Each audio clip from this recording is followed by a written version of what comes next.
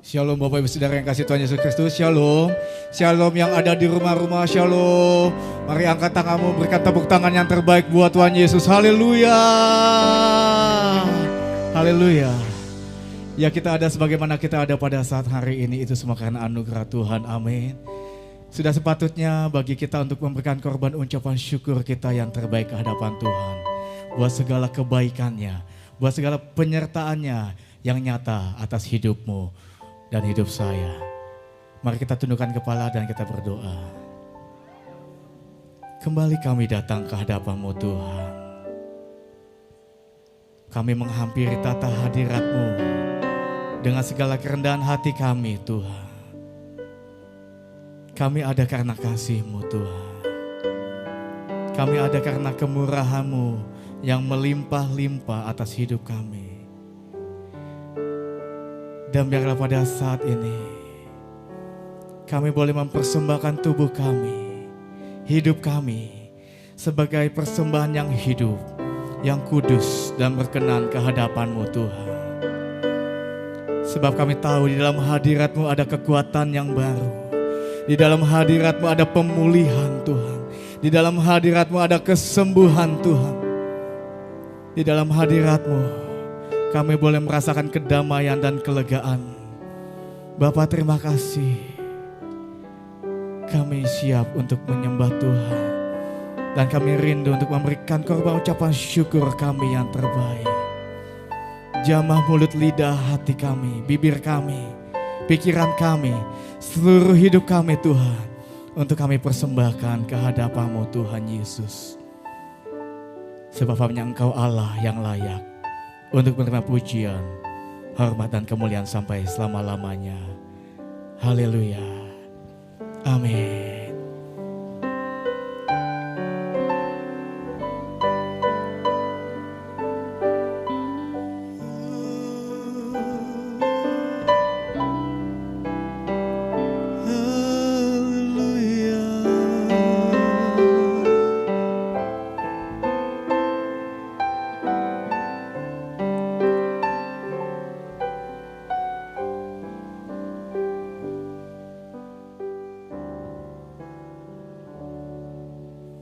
Tiada beban yang berat di dalam Tuhan.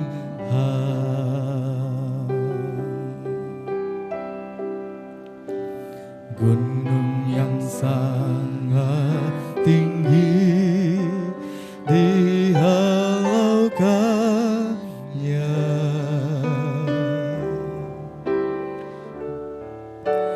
Badai hidup yang besar diredakannya. Dan hati yang hancur luluh dihiburkannya. Jika Dia mengatur semua isi dunia,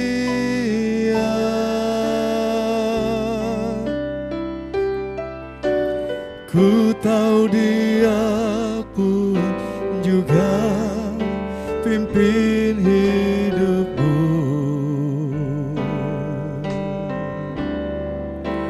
Jika Dia mengatur semua jalan hidupmu,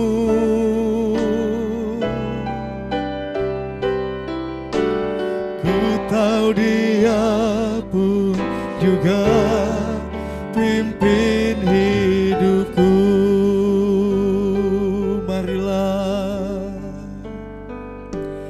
Marilah yang letih, berbeban berat, ku kan beri kelegaan.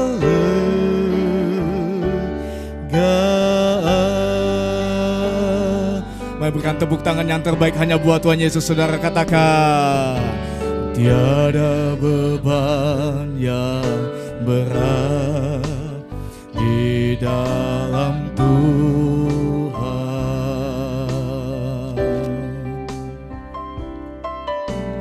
Gunung yang sangat tinggi dihalaukannya,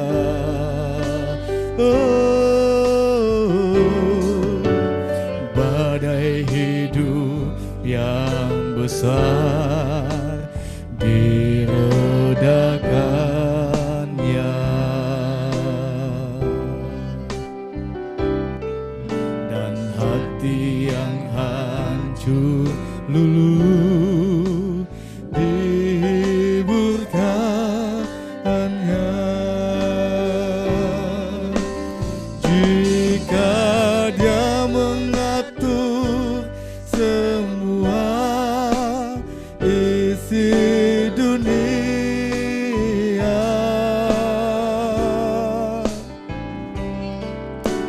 ku tahu Dia pun juga pimpin hidupmu. Oh, jika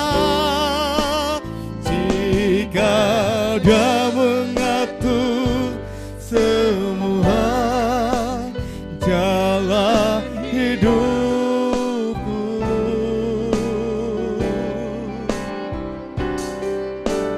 ku tahu Dia pun juga pimpin hidupku.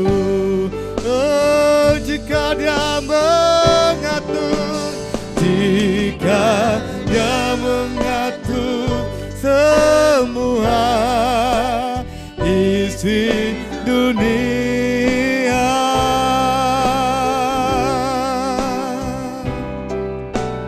ku tahu Dia pun juga pimpin hidupku.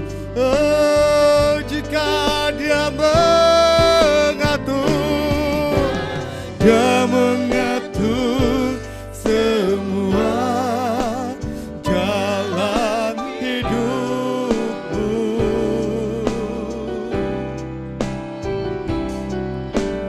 ku tahu Dia pun juga pimpin hidupku. Biar jemaat Tuhan saya katakan, jika Dia mengatur, jika Dia mengatur semua isi dunia,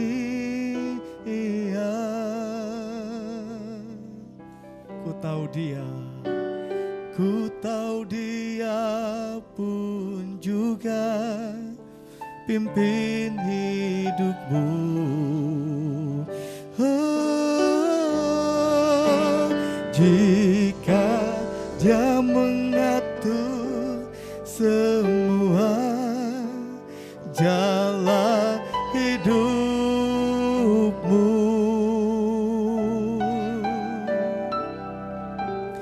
ku tahu Dia pun juga pimpin hidupku. Marilah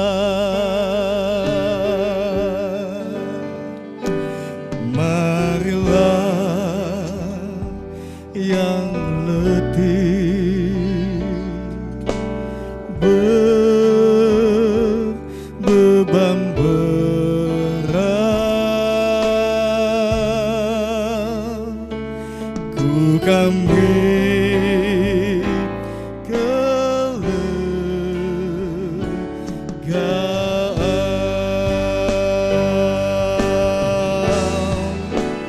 jika Dia mengatur semua isi dunia,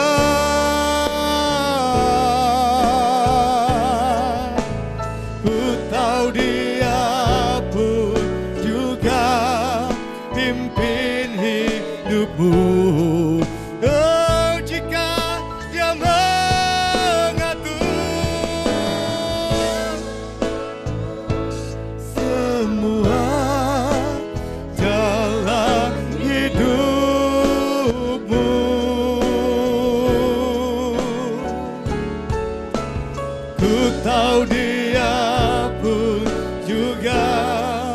pimpin hidupku.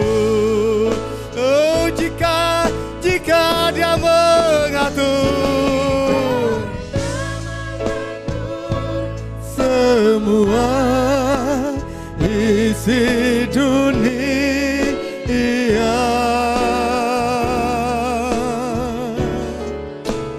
ku tahu Dia pun juga pimpin hidupmu. Jika Dia mengatur semua jalan hidupmu,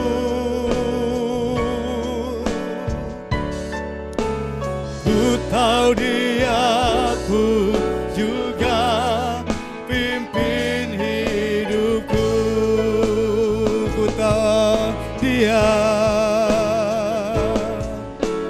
Ku tahu Dia pun juga pimpin hidupku. Oh, ku tahu Dia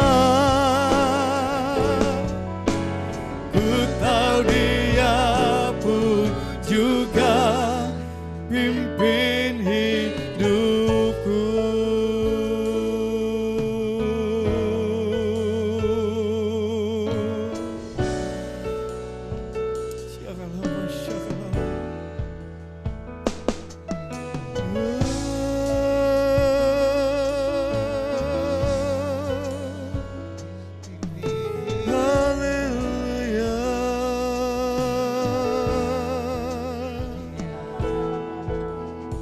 Kedua tanganmu tinggi-tinggi ke hadapan Tuhan, saudara.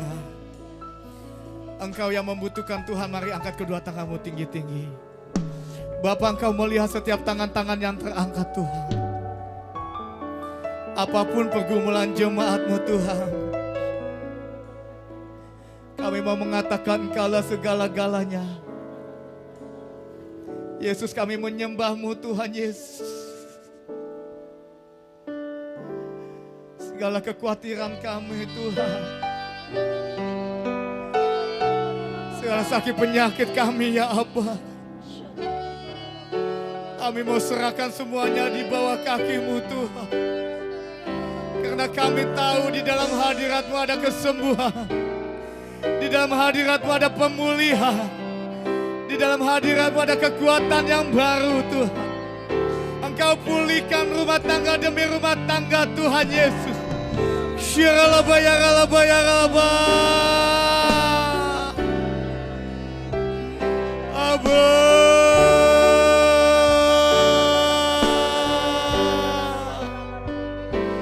kami sujud di bawah kaki-Mu, Tuhan. Kami rindu menyembah-Mu lebih lagi.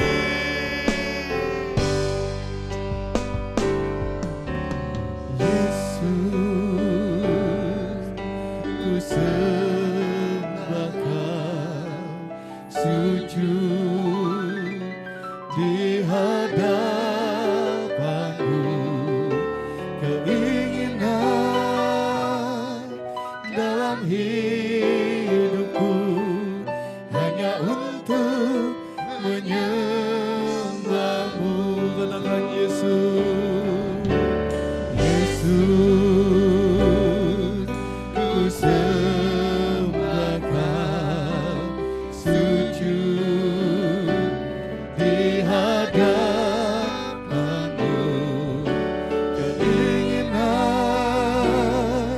dalam hidupku hanya untuk menyembah.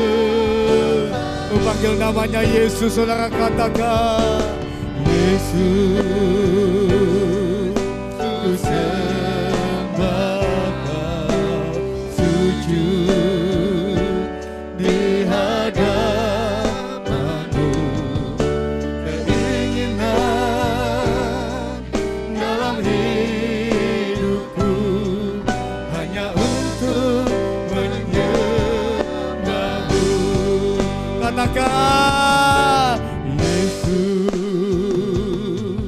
ku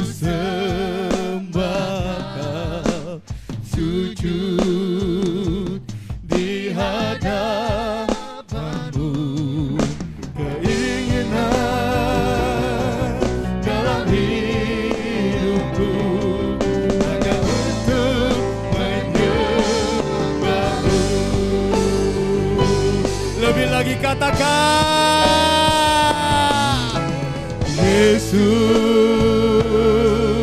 ku sembahkan, sujud di hadapan-Mu. Keinginan dalam hidupku hanya untuk menyembah-Mu. Keinginan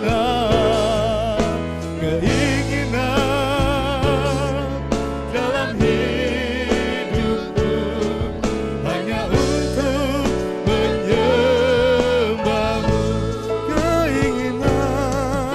Keinginan dalam hidupku hanya untuk menyembah-Mu.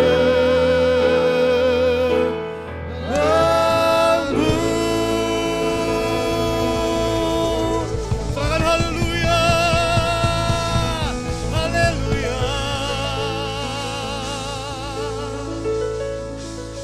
Sungguh keinginan kami hanya untuk menyembah dan menyenangkan hati-Mu Tuhan.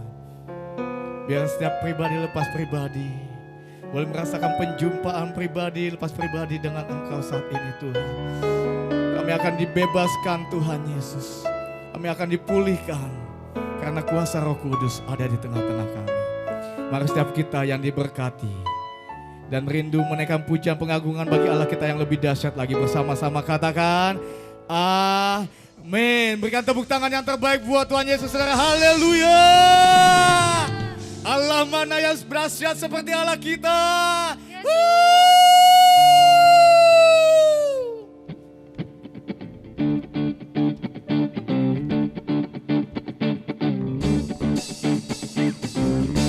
Haleluya. Kami bangga memiliki Allah yang dahsyat, Allah yang besar seperti Engkau Tuhan. Allah mana yang besar seperti Allah kita. Allah mana yang dahsyat seperti Allah kita. Dia Tuhan dan penuh kuasa. Tiada Allah yang seperti. Katakan Allah mana? Allah mana yang besar seperti Allah kita. Allah mana yang dahsyat seperti Allah kita. Dia Tuhan dan penuh kuasa. Tiada Allah yang seperti. Dia puaskan, Dia puaskan jiwa yang dahaga.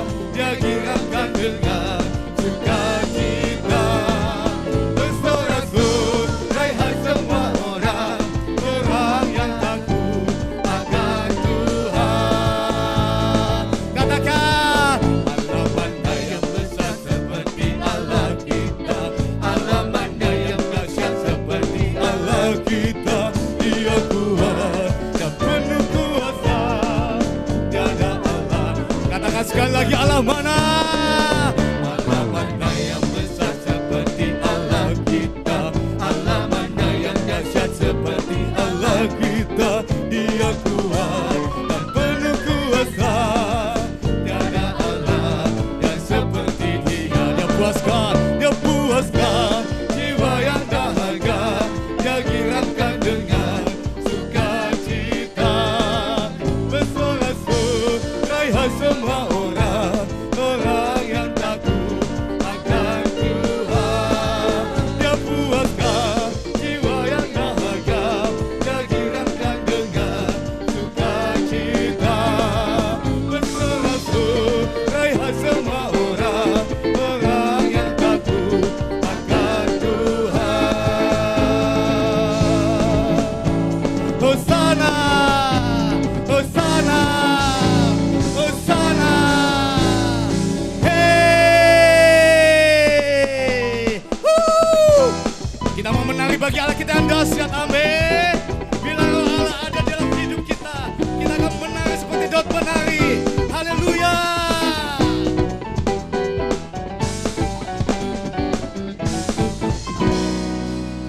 Bila roh Allah ada di dalamku, ku kan menari seperti Daud menari. Kita bila roh Allah ada di dalamku, ku kan menari seperti Daud.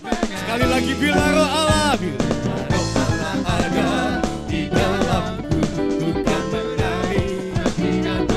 Bila roh Allah ada di dalamku, ku kan menari. Ku kan menari, ku kan menari, ku kan menari. Bertidak menari, ku kan menari. Ku kan menari. Bila roh Allah ada di dalamku, kan menari seperti dan menari. Bila roh Allah ada di dalamku, ku kan menari. Oh, ku kan menari, ku kan menari. Ku kan menari.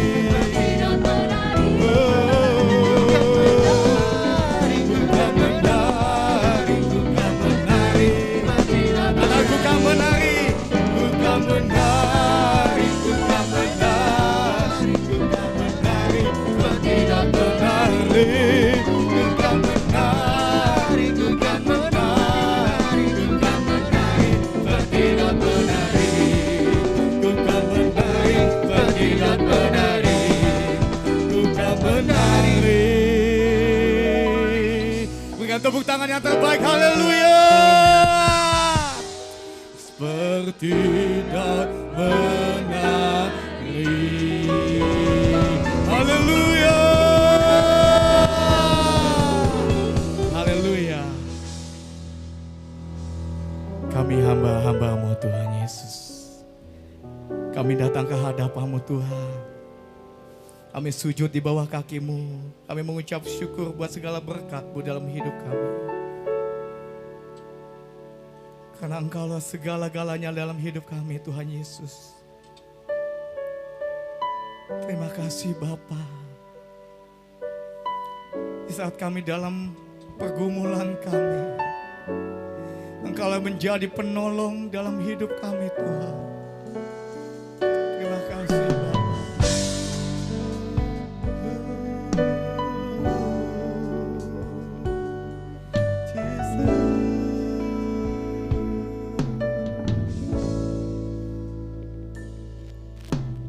Saat ku tiada pengharapan,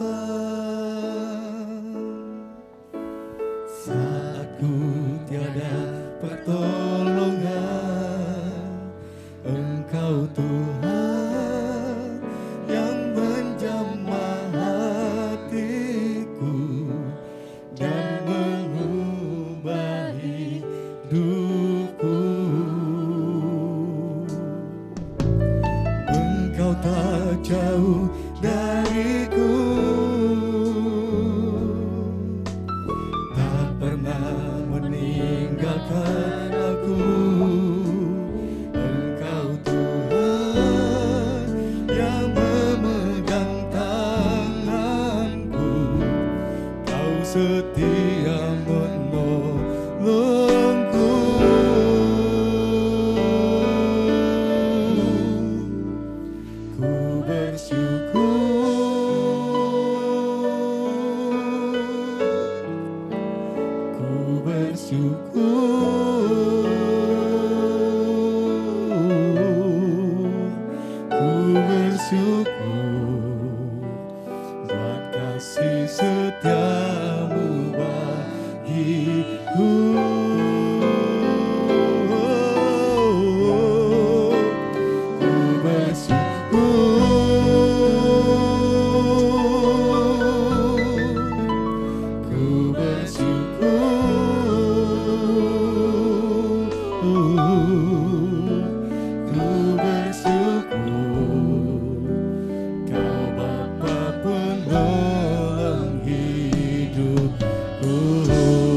Tepuk tangan hanya buat Tuhan Yesus, saudara. Haleluya. Katakan, saat ku tiada pengharapan, saat ku tiada pertolongan, Engkau Tuhan yang menjamah hatiku dan mengubah hidupku.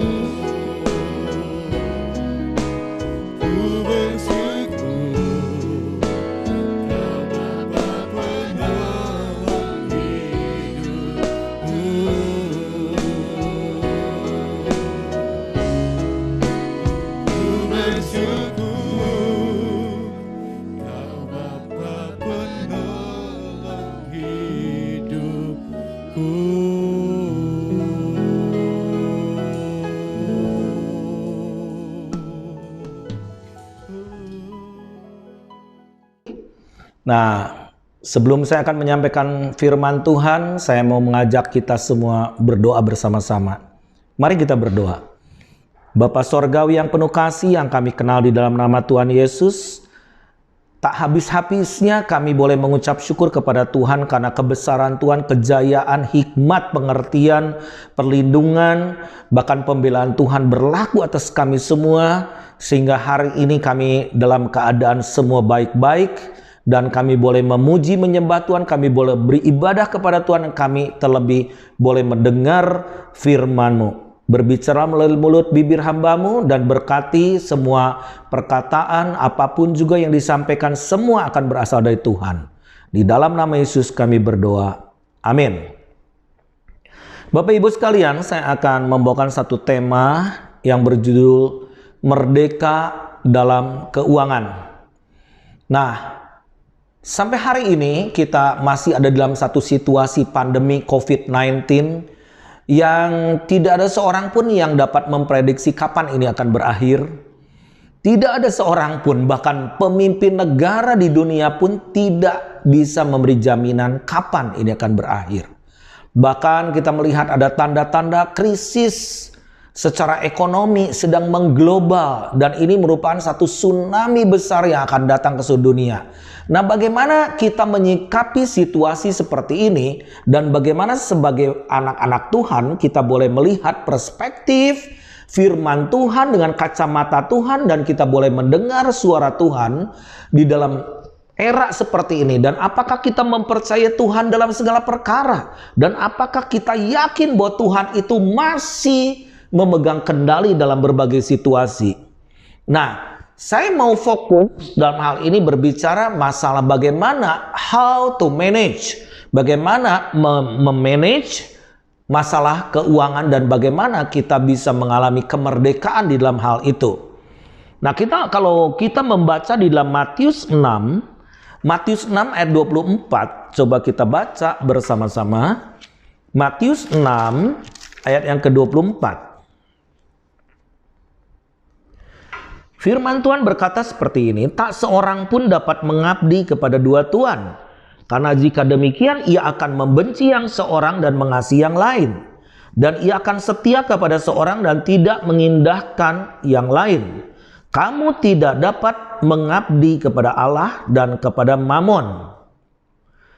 Firman Tuhan ini begitu sangat jelas, kecemburuan Tuhan melalui satu ilah yang menjadi kompetitor Tuhan. Itu bukan iblis, itu bukan kuasa gelap, tetapi kompetitor Tuhan itu Mamon. Mamon ini berbicara mengenai uang. Nah, orang yang lebih banyak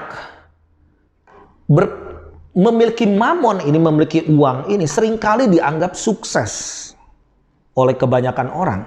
Dan orang menilai bahwa orang yang sukses itu orang yang memiliki banyak uang. Orang yang memiliki banyak benda, harta benda, deposito. Bahkan zaman dulu seringkali ada satu peribahasa bahwa hartanya 7 keturunan pun tidak akan habis. Nah, Bapak Ibu sekalian, kalau kita lihat cara pandang Tuhan itu berbeda. Jadi sehingga kita harus melihat suatu standar daripada firman Tuhan kembali kepada standar daripada perkataan Tuhan sendiri, sikap Tuhan kepada Mamon ini. Jadi kalau kita lihat sebetulnya posisi iblis itu ada di belakang Mamon. Banyak orang berpikir berhala itu sesuatu yang disembah. Berhala itu adalah sesuatu yang dialahkan, sesuatu yang diilahkan, sesuatu yang diagungkan. Tetapi sesungguhnya seringkali ilah atau dewa itu ada di dalam pikiran kita, bahkan ada di kantong kita, atau ada di dalam kehidupan kita sehari-hari. Nah, firman Tuhan di dalam 1 Timotius 6 ayat 7 sampai ayat 10. 1 Timotius 6 ayat 7 sampai ayat 10, firman Tuhan berkata seperti ini. Sebab jika kita tidak membawa sesuatu apa ke dalam dunia, dan kita pun tidak dapat membawa apa-apa keluar. Asal ada makanan dan pakaian cukuplah. Tetapi mereka yang ingin kaya, terjatuh ke dalam pencobaan, ke dalam jerat dan ke dalam berbagai-bagai nafsu, yang hampa dan yang mencelakakan, yang menenggelamkan manusia ke dalam keruntuhan dan kebinasaan. Karena akar segala kejahatan. Kita bisa melihat kejahatan itu ada di mana-mana. Kejahatan itu bisa berupa kriminalitas, ya, kesadisan daripada orang, perilaku manusia. Tetapi di sini dikatakan akar segala kejahatan ialah cinta uang. Sebab oleh memburu uanglah beberapa orang telah menyimpang dari iman dan menyiksa dirinya dengan berbagai-bagai duka. Wow. Saya merenungkan ayat ini begitu dalamnya, khususnya ketika kita memasuki masa pandemi COVID-19 ini yang sudah berlangsung 1,5 tahun ini. Dikatakan akar segala kejahatan ialah cinta uang. Tanpa uang kita tidak bisa beli apa-apa. Tanpa uang pun kita akan sengsara, jujurnya. Tanpa uang kita tidak dapat mempunyai hak apapun juga. Sampai sekarang kita mau beli obat, mau vaksin sekalipun, tetap kita butuh ongkos. Tetap kita butuh biaya. Nah, tetapi firman Tuhan bukan berbicara soal uangnya itu. Akar kejahatan itu adalah cinta uang. Kalau cinta berarti dia bisa mementingkan hal itu lebih dari segalanya dan menempatkan dia yang paling utama. Sebab oleh memburu uanglah beberapa orang telah menyimpang dari iman dan menyiksa dirinya dengan berbagai-bagai duka. Wow, ketika kita memburu, menyembah, worship Mamon, maka kita ini akan menyiksa diri kita dengan berbagai-bagai duka. Nah, Bapak Ibu sekalian, kita mungkin sekarang mengikuti berita yang menghebohkan hari-hari ini. Yaitu ada seorang anak pengusaha kaya yang menghibahkan uang sebesar 2 triliun ya kepada Kapolda di Sumatera Selatan. Ya, kita lihat semua ini jadi viral, semua memperhatikan, termasuk saya jujurnya. Dan pertanyaannya, siapa dia yang bisa memberikan 2 triliun rupiah ini? Dan berapa harta yang dimiliki? Kalau dia bisa nyumbang 2 triliun, berarti berapa harta yang dimiliki yang tersisa? Dan akhirnya terjadi kehebohan bahwa gironya tidak bisa dicairkan. Tetapi berita ini masih gamang. Karena sesungguhnya uang itu ada, tapi belum bisa dicairkan. Nah, saya nggak mau mengupas terlalu banyak hal ini Bapak Ibu sekalian. Tetapi di balik semua kejadian ini apa yang sedang terjadi? Kenapa ada seseorang yang bisa menyumbangkan uang lebih hebat daripada Bill Gates? Ya, daripada orang-orang yang benar-benar suka memberi itu. Dan bagaimana semudah itu orang menyerahkan uangnya itu. Yang ternyata saya nggak tahu kasusnya jadi bagaimana.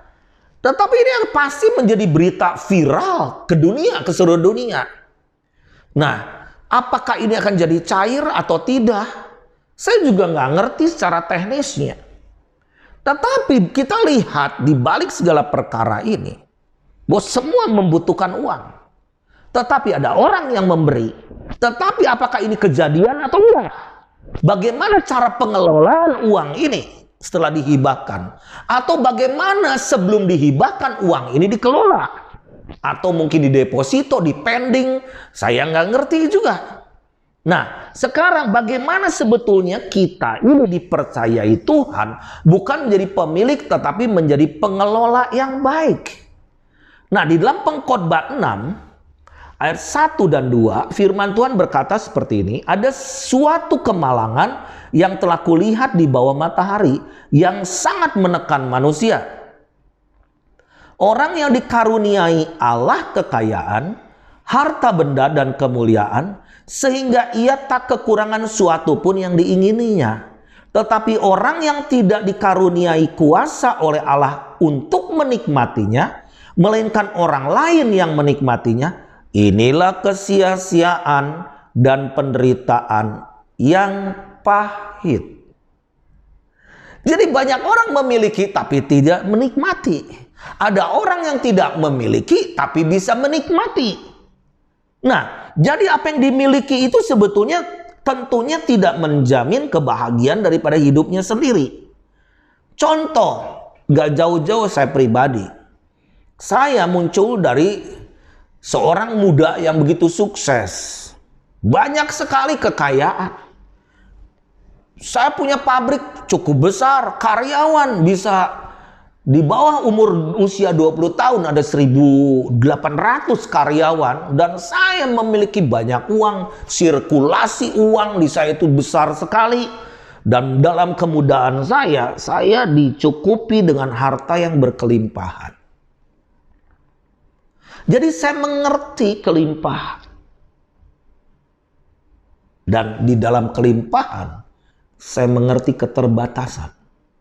Tetapi saya juga pernah mengalami, enggak hanya sekali, sangat berkekurangan. Bukan hanya berkekurangan lagi, sangat berkekurangan. Dan bagaimana pahitnya seseorang yang sangat berkekurangan itu.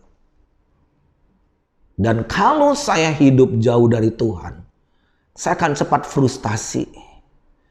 Saya mungkin inginnya hanya mengakhiri hidup saya saja.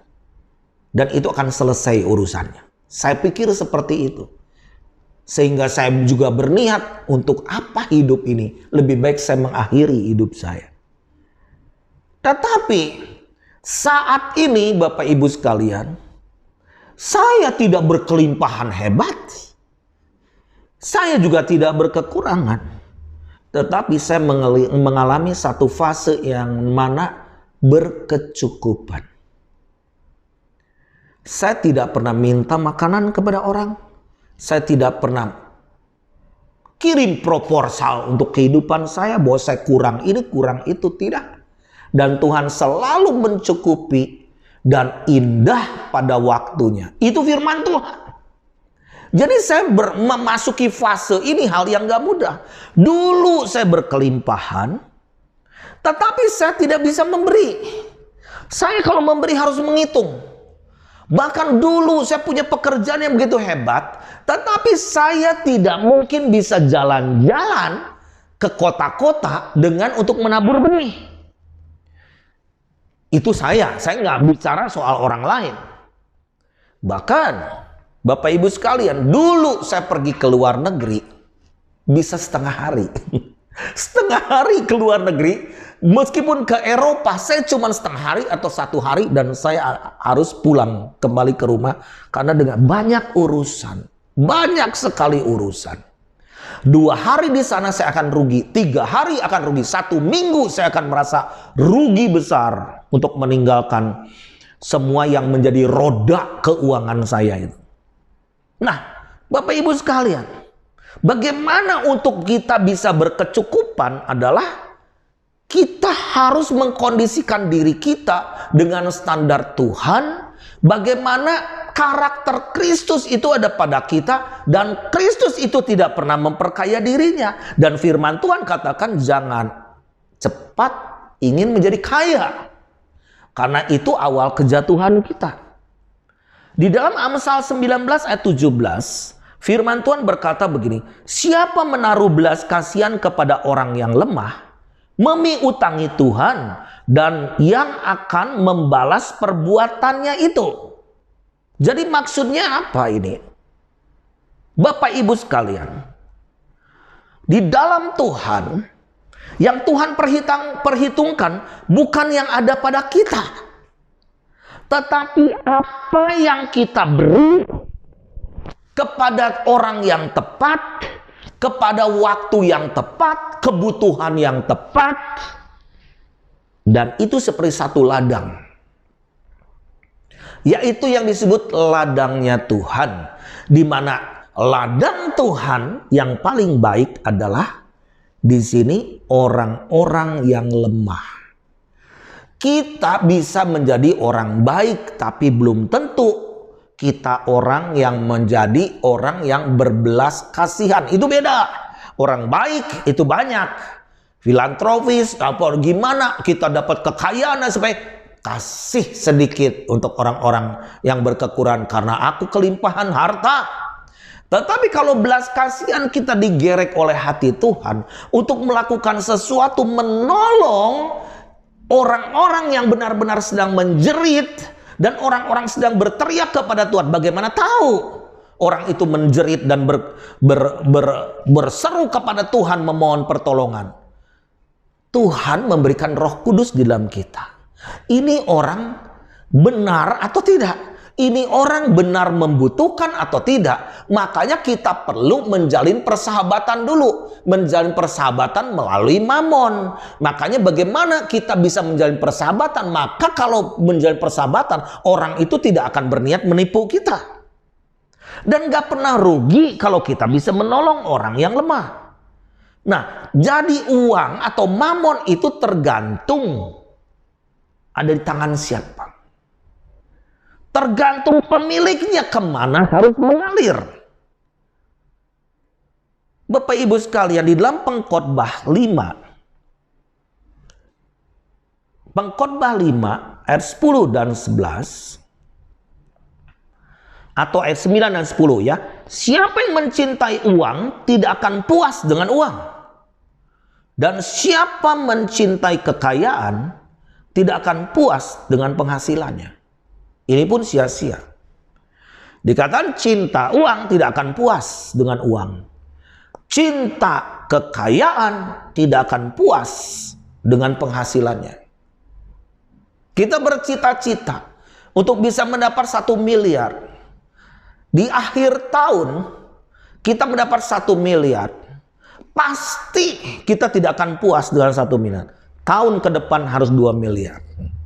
Tahun ke depannya harus sekian miliar lagi.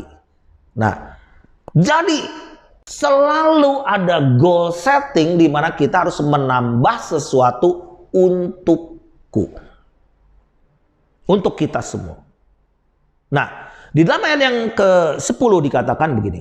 Dengan bertambahnya harta, bertambah pula orang-orang yang menghabiskannya, dan apa keuntungan pemiliknya selain daripada melihatnya. Saya pernah diminta oleh seorang teman untuk mendoakan. Kenapa? Penghasilanku banyak tetapi selalu habis. Bahkan tabungan pun habis. Saya berdoa ketika berdoa. Dan Tuhan tunjukkan kepada saya bahwa dia itu kurang memberi. Kurang memberi kepada orang-orang yang lemah. Jadi nanti ini orang tuanya sakit, anaknya sakit, ngumpul nanti habis lagi. Itu seperti ada belalang-belalang. Belalang pelompat, belalang pelahap, belalang pindahan, itu selalu belalang pengerik ya gitu. Itu selalu ada pada kehidupannya dan rasanya apa yang dia kerjakan selalu habis. Tuhan katakan bahwa dia harus menabur karena apa yang dia tabur itu dia akan menuai. Jadi berkat Tuhan bukan hanya dalam uang, bukan dalam uang, tetapi kemampuan, yaitu ability untuk memultiplikasikan itu. Di dalam Ulangan 8 ayat 18, firman Tuhan berkata begini, tetapi haruslah engkau ingat kepada Tuhan Allahmu, sebab dialah yang memberikan kepadamu kekuatan untuk memperoleh kekayaan dengan maksud. Maksudnya apa? Untuk meneguhkan perjanjian yang diikrarkannya dengan sumpah kepada nenek moyangmu seperti sekarang ini. Wow, jadi Tuhan itu akan melakukan sesuatu sesuai dengan firman Tuhan, dan Tuhan tidak akan menyangkali, tidak akan menyalahi, tidak akan keluar daripada hukum-hukumnya sendiri. Dan hukum Allah itu ada, hukum manusia ada, hukum alam ada.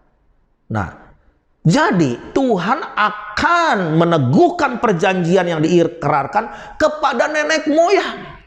Dan kita di dalam Kristus, kita ini akan menuai berkat Abraham, Ishak dan Yakub, supaya Abraham itu diberkati dan untuk menjadi berkat buat bangsa-bangsa.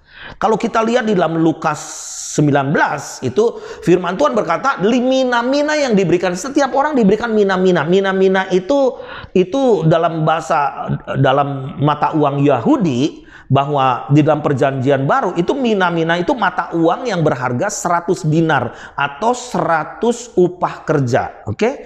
Dan setiap orang diberikan mina-mina untuk dilibatkan untuk menguasai kota-kota.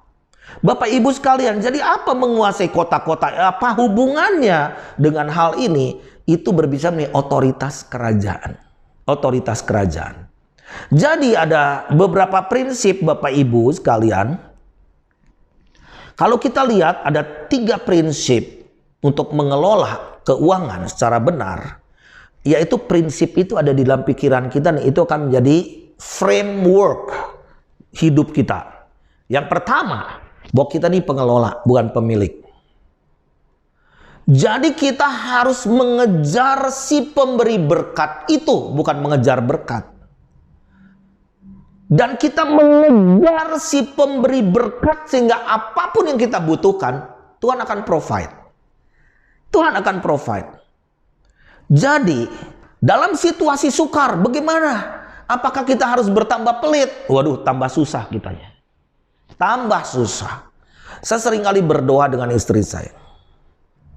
Kok banyak sekali di lingkungan keluarga, baik istri, banyak yang membutuhkan, sakit, yang meninggal, yang ini dan sebagainya. Dan mereka dalam keadaan sulit. Dan saya katakan, yuk tante-tante kita yang udah uzur, para janda-janda, yuk kita akan provide. Seringkali dalam keadaan kami ini pas-pasan. Tetapi saya katakan, yuk kita berdoa dan kita mau tabur benih ini kepada mereka. Bukan karena kita menuntut ingin diberkati, bukan. Karena belas kasihan Tuhan ada pada kita. Tabur. Itu tahu nggak? Itu seperti Bapak Ibu, seperti sumur. Sumur itu diambil 10 ember, dangkal sekali airnya hampir habis. Tetapi bisa segini lagi. Diambil bisa segini lagi. Wow. Kalau meluap-luap itu kan bisa juga menjadi bencana kalau sumur. Tetapi I'm just okay. I'm so blessed. Aku merasa diberkati. Dan apa yang kami lakukan dengan My Home Indonesia, Bapak Ibu sekalian, kami ini pergi ke kota-kota, saya juga pergi ke kota-kota. Belum tentu saya ini harus ambil dari organisasi saya. Saya harus keluarin dari kocek saya sendiri, dari kantong saya. Dan ketika saya harus mendorong orang untuk menabur, saya terlebih dahulu yang harus menabur. Dan apakah saya kekurangan? Tidak. Saya berkecukupan. Bapak Ibu sekalian, Tuhan mau kita ini menjadi pengelola. Dalam situasi krisis, tetap Roh Kudus akan memberikan dorongan kepada kita untuk berinovasi, produktivitas, fruitful, berbuah-buah, dan berkreativitas. Karena Roh Kudus itu roh kreativitas. Yang kedua, jadi mamon ini kalau mengelola dengan benar, mamon itu punya otoritas. Dia bisa membuat kita jadi hamba.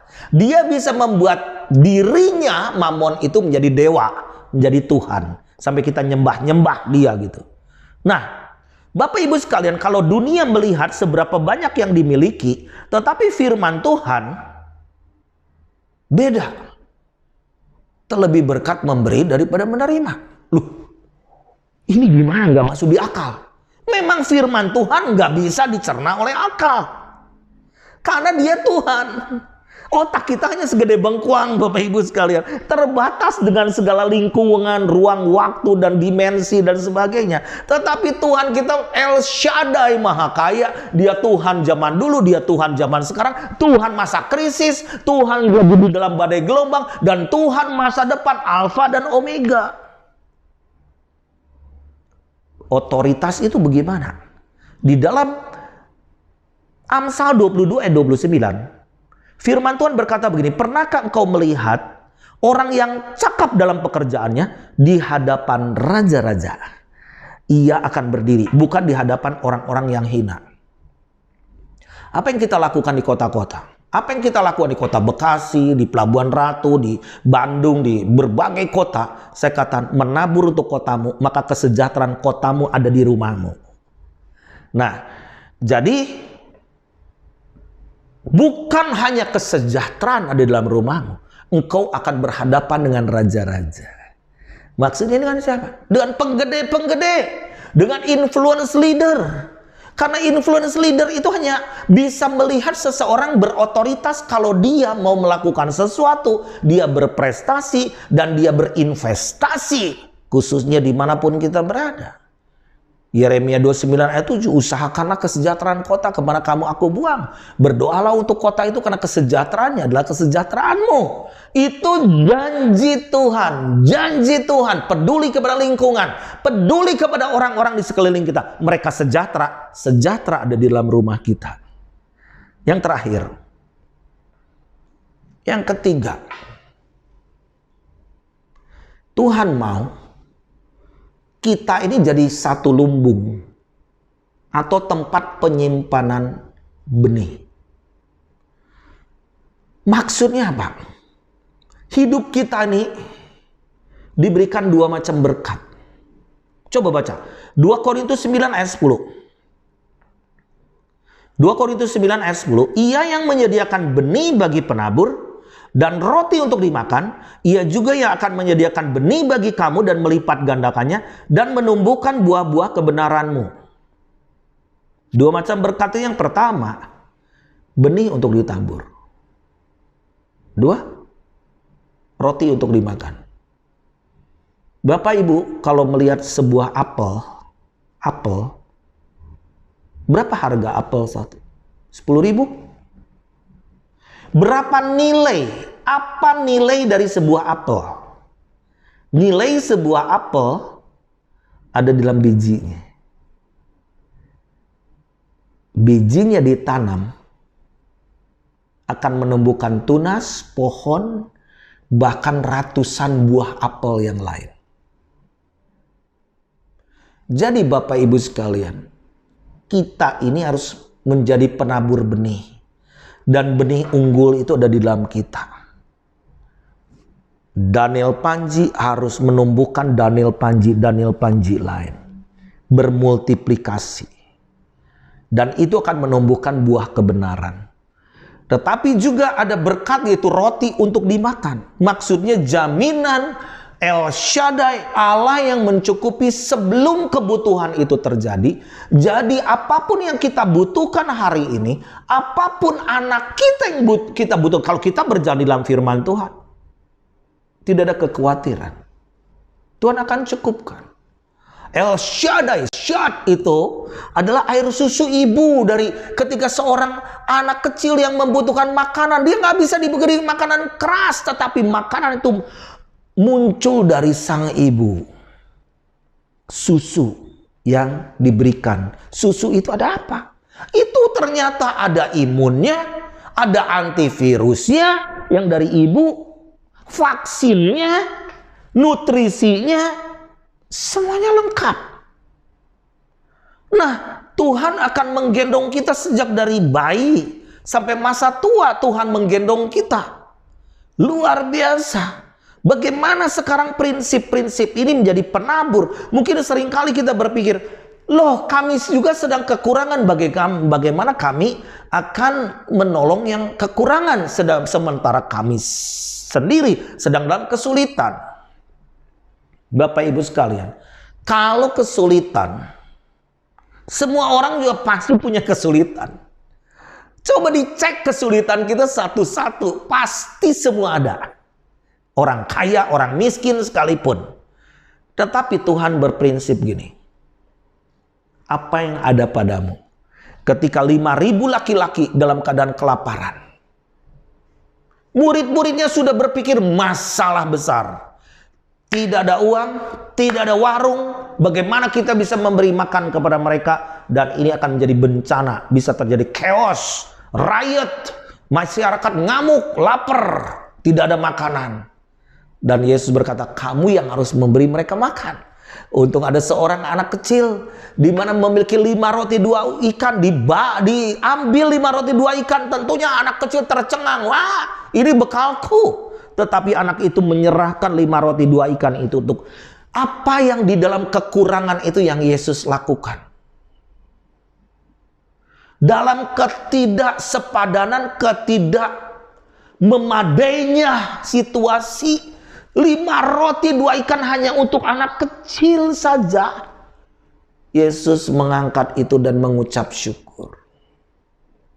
Ucapkan syukur apa yang ada pada kita. Dan bagi-bagikan itu. Bagi-bagikan itu. Bagi-bagikan itu. Saya beberapa kali pernah mengalami mujizat seperti ini sejak 10 tahun yang lalu, 15 tahun yang lalu, berapa tahun yang lalu. Selalu kalau saya waktu itu memobilisasi massa umat Tuhan untuk berdoa di satu stadion, makanan kurang. Makanan cuma 10.000, yang datang ini 30.000. Ada yang kita siapin 1.000, yang datang 2.500. Kita rapat. Siapa yang salah? Mungkin yang salah adalah bagian daripada konsumsi. Bagian konsumsi mengatakan, mana budgetnya? Cuman ada segini. Waktu itu seringkali saya praktekkan, jangan saling menyalahkan. Kita angkat kekurangan ini di depan Tuhan, bersyukur. Tidak pernah saya ada demo orang kelaparan. Dalam konferensi, dalam gerakan, movement, prayer movement, dan sebagainya. Mereka happy. Dan saya katakan, kok itu masih ada sisa? Itu makanan kotak itu kok masih ada sisa? Kalian membaginya tidak rata kah? Enggak. Ini kan di pintu, semua orang yang keluar juga kami bagi. Loh, kursi kami sudah hitung. Mana bisa salah? Tapi buktinya Pak, semua makan. Buktinya ada yang sisa. Jangan coba pakai matematik kita, Bapak Ibu sekalian. Tuhan kita adalah Tuhan. Dia Maha Tahu. Anugerah yang terbesar dalam kita adalah kita bisa memberi daripada menerima. Grace. Dan kita bisa memberi dengan apa yang kita lakukan. Anugerah yang dapat kita berikan. Anugerah, beri waktu, beri tenaga, beri pikiran, bukan hanya uang.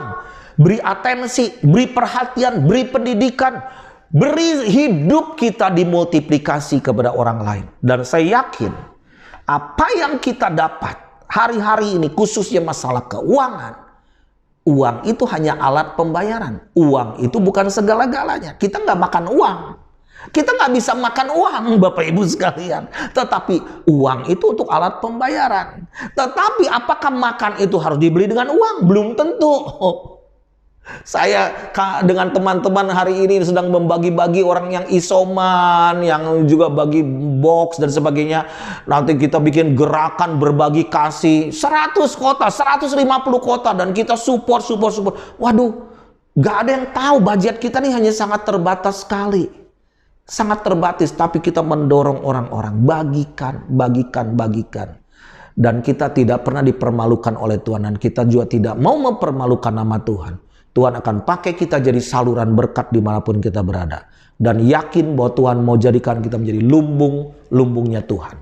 Mari kita berdoa. Bapa Sorgawi yang penuh kasih yang kami kenal dalam nama Tuhan Yesus.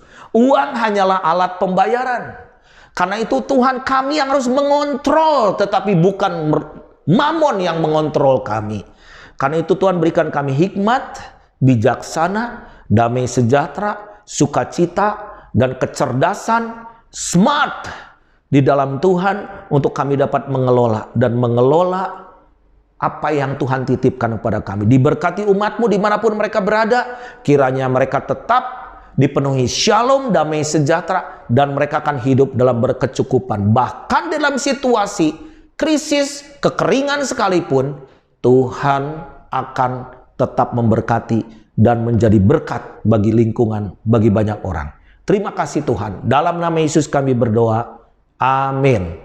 Tuhan memberkati kita semua. Shalom. Mari kita berdoa. Kami bersyukur Tuhan atas penyertaan-Mu dalam ibadah hari ini. Kau berkati hamba-Mu yang menyampaikan kebenaran firman-Mu. Dan kami bersyukur Tuhan, kami berdoa untuk Indonesia. Berkatilah bangsa kami, pulihkanlah bangsa kami Tuhan dari COVID-19. Kau pulihkan ekonominya, Kau berkati keadaannya Bapa. Kami berdoa untuk pemerintahan yang ada, dari pemerintahan pusat sampai daerah, dari presiden, wakil, para menteri, pejabat yang ada, semua menjalankan tugas dengan roh takut akan Tuhan untuk mendatangkan kebaikan bagi Indonesia. Kami berdoa untuk gembala pembina dan keempat wakilnya, Karayon 18 dan keempat wakilnya, gembala cabang ranting yang ada, kami serahkan semua dalam tangan-Mu.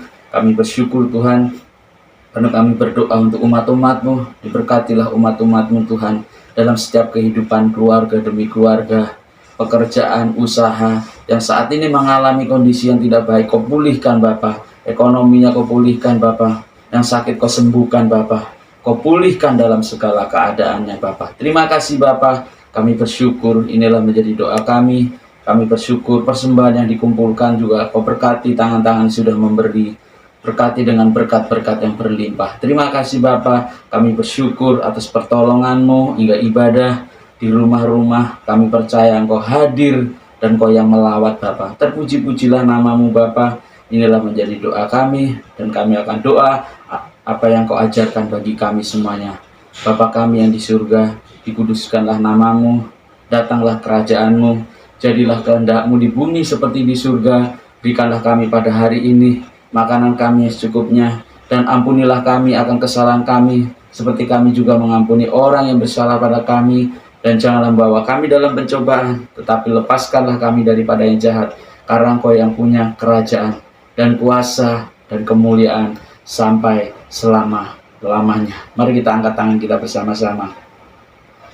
Diberkatilah kehidupanmu, diberkatilah usahamu, diberkatilah keluargamu, dan diberkatilah keluar masukmu, dan diberkati apa yang dikerjakan oleh tanganmu. Tuhan membuat berhasil, dan Tuhan yang memberkati berlimpah-limpah. Pulanglah dan bawa damai sejahtera dan sukacita, kasih dan anugerah Tuhan yang berlimpah-limpah atas kita semuanya. Penyertaan perlindungan Tuhan yang sempurna menyertai kita semuanya saat ini hingga sampai Maranatha, sampai kedatangan Tuhan kedua kali menjemput kita di awan-awan permai, bahkan sampai selama-lamanya. Mari kita semua yang percaya, mari kita katakan amin. Selamat hari Minggu. Tuhan Yesus memberkati berlimpah-limpah.